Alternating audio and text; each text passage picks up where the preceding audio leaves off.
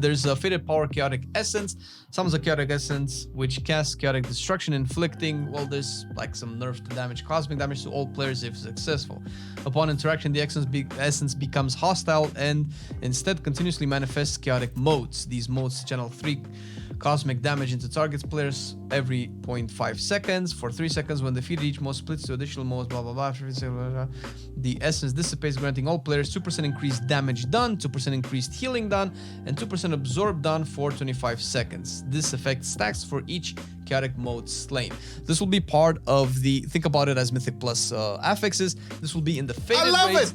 it! So you do this chaotic essence mechanic and you get 2% extra damage and healing and absorbs, because tanks need to get some shit as well, and this stacks as well, because this expires so it expires after 15 seconds, so you can prioritize killing more and more because they keep splitting right when you kill them, so to get more and more stacks, but obviously this increases the damage that people take, so it's kind of a trade-off, which is interesting. Then you have the Faded Power Creation Spark. Charges a player, inflicting 3. This damage is not relevant, right? This is relative. This will obviously be adapted to the raid difficulty, number of players, blah blah blah, I would expect.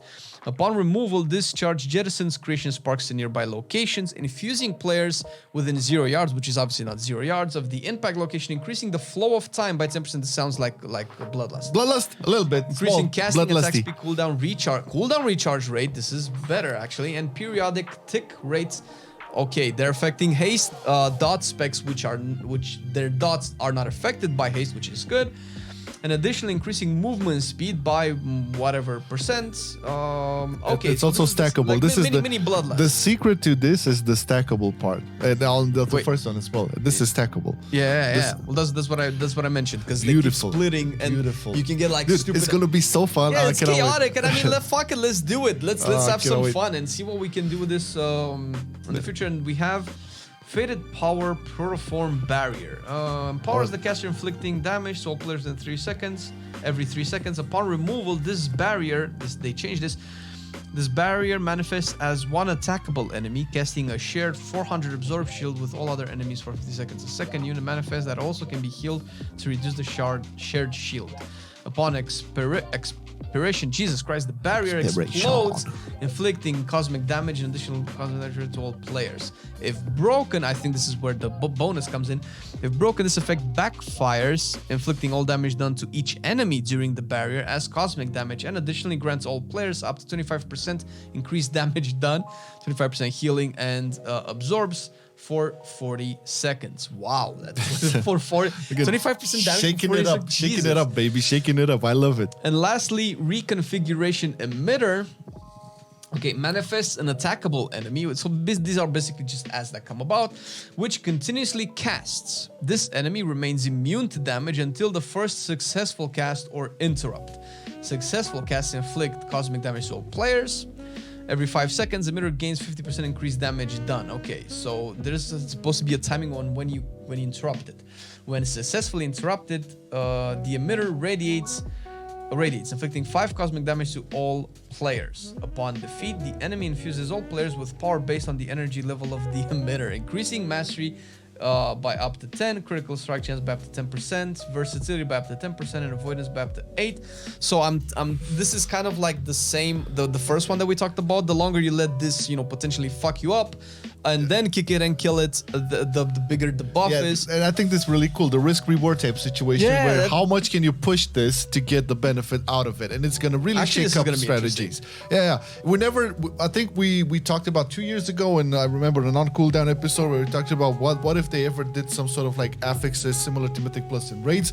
Well, now it's happening in some way, and it's for granted a season 4 experiment, whatever, but on paper it sounds really cool, and it will definitely shake up on how people will approach the raids, especially when I would say because they're gonna have raids from Shadowlands. Like everybody who raided, like all of the tiers, everybody kind of know their shit, right? More or less. Let's say let's put Nathria out there because it's in the past, way in the past. But I'm pretty sure a lot of people still remember how they ran their Sanctum of Domination with their guilds, right?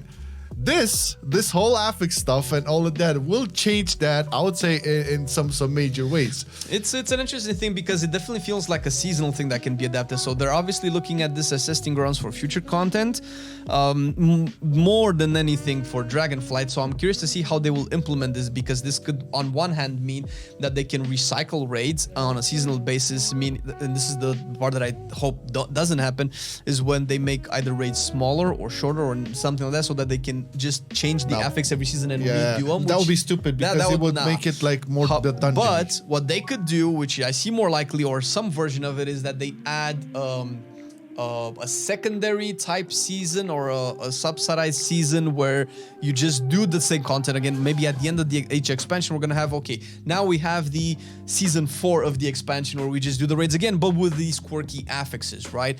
Or maybe they can be implemented within the same season. So let's say patch 10.0 will have 10.1 will have the 10.1 raid, that's progress, but then it will also have, hey, if you want, you can do the previous raid with these affixes and get whatever bonuses or items maybe scaled to a certain high level. So that can be it. So that's yes.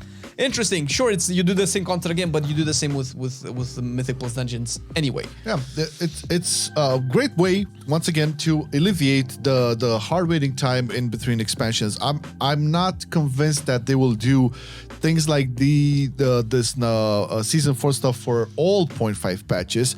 I'm pretty sure that probably at this point they're thinking about, okay, the drought period of content from one expansion to the next. I think they're just testing how they can rehash sounds a little bit weird. How to reuse, make all content relevant again, because as we said on the last podcast, World of Warcraft has such huge amount of content that players have not gone through, and it's just sitting there.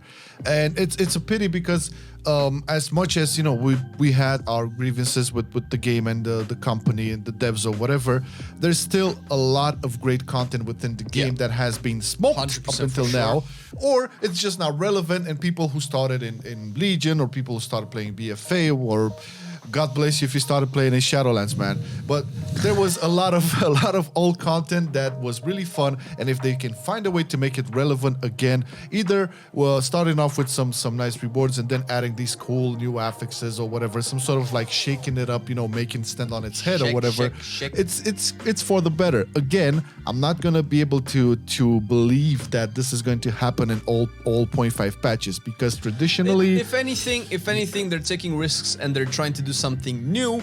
And for the last couple of years, the new thing was just another power system that you had to grind through. Think about it. What was new? A seasonal affix in Mythic Plus, and that's about it. No actual new groundbreaking WoW types of content. So rehashing, this is like, you know, the time walking 2.0, let's call it, right? And time walking is fun. It's fun. People do it. The rewards are shit. So once they improve the rewards, maybe that can be more interesting. But in this types of content, obviously the reward is pretty cool because it's up to date.